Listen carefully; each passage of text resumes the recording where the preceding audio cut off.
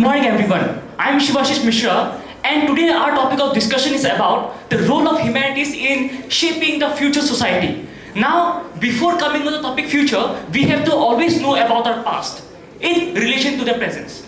Now, the same thing was also being said by the Martin Luther. The same thing is also being said by Martin Luther. Martin Luther said that we humans are not the creators of the history. We humans are not the creators of the history, but because we humans are made by history. Now this sentence, we humans are made by the history, shall be. So we are going to prove this sentence in the next slide. Now the question comes how? The question comes how? Now the answer how will be also answered with the contextual reference to how we human beings got our name as humans. Now how? The first thing is that human beings at first, prior to 8 million just before, human beings prior to 8 million just before were known as orognis, people were known as orognis thicknesses.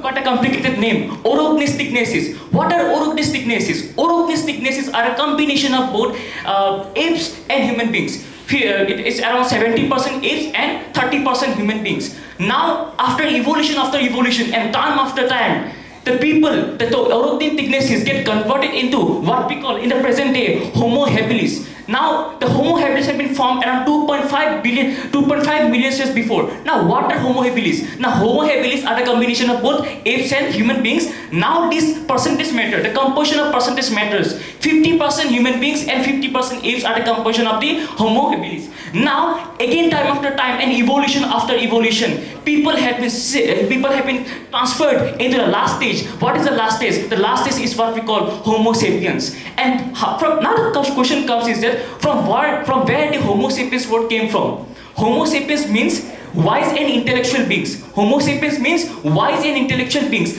Now why we are the only people are considered as wise and intellectual beings? Why? Because we, my friends, we are the only beings and the creatures who have created our own intrinsic values.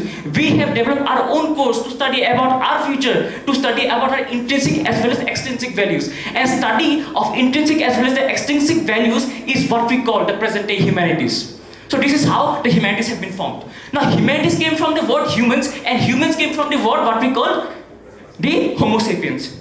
Now we have noticed a trend over here. What we have noticed, the trend is that this whole theory of evolution is actually matching with the lines or statements which have been directly given by Martin Luther. That we human beings are not the creator of the history, but we human beings are made by history. So we at first prior to 2.5 million years before, we human beings are not considered human beings, but the history and the evolution made and compel us to transform into a human being that we see in the present times. Now the next topic, journey of humanities. Next topic is journey of humanities. Now what is journey of humanities? What is written over here? Humanities from the foundation roots to the fragmented fields.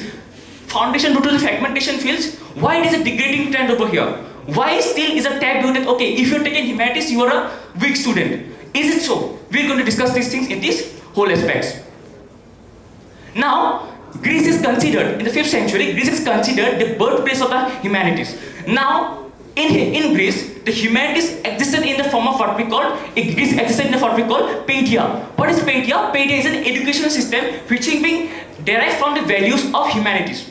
Paedia is a system which is being derived from the intrinsic values of the humanities itself. Later on, in the period of Renaissance, the humanities got its modern form that we study right now. In Renaissance, it got its modern form that we study right now. And in Renaissance, it got its name as Studia Humanitatis.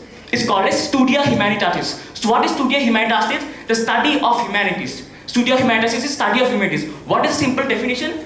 As we have discussed before, it is the course of learning the intrinsic as well as the extrinsic values of the human beings. Now we know about the intrinsic values.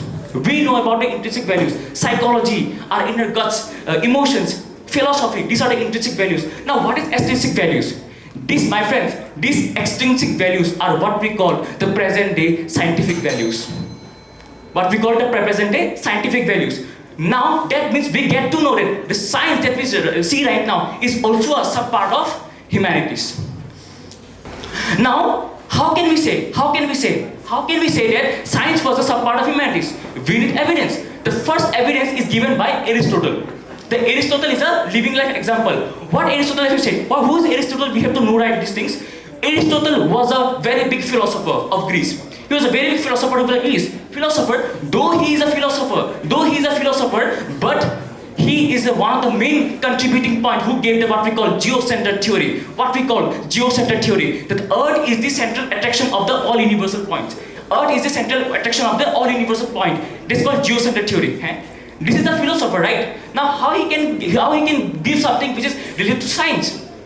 Same is the evidence, because science was a sub-part of humanities. Now, why the humanities nowadays is not valued?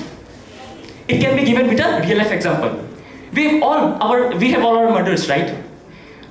So, as like our mother contributions is still not recognized.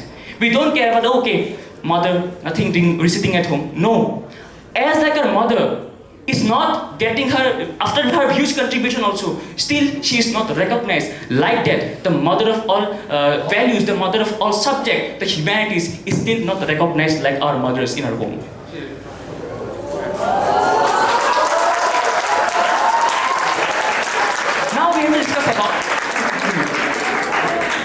Now we have to discuss about what is the importance of the humanities.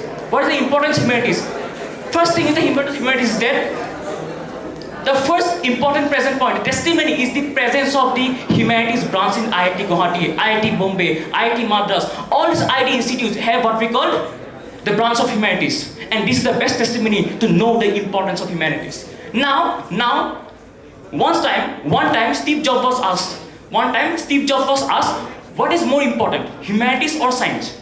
Now Steve Jobs replied that science tells us how to produce, but humanities tells us for whom to produce and what to produce.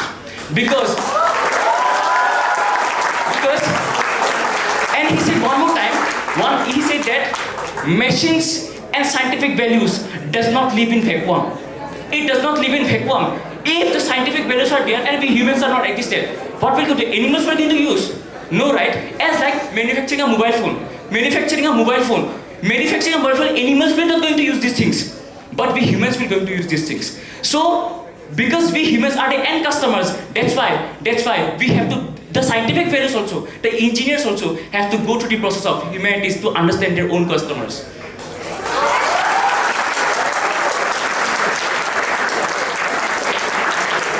Now, let's discuss about our future. What is the future? We don't need a huge point to discuss about future. We are not talking about the theoretical values. But if we talk about the future, the first thing, to know about the past, we have to read a bunch of books. But to know about the future, a single statement is enough to know about the future. So what is it over here? Humanities reminds us that our future depends upon our ability to imagine our things. Future depends upon ability to imagine our things. From where does imagination come from? Scientific values, from the humanities values. That's why humanities is called the mother of all languages. Thank you very much, and that's all for the end.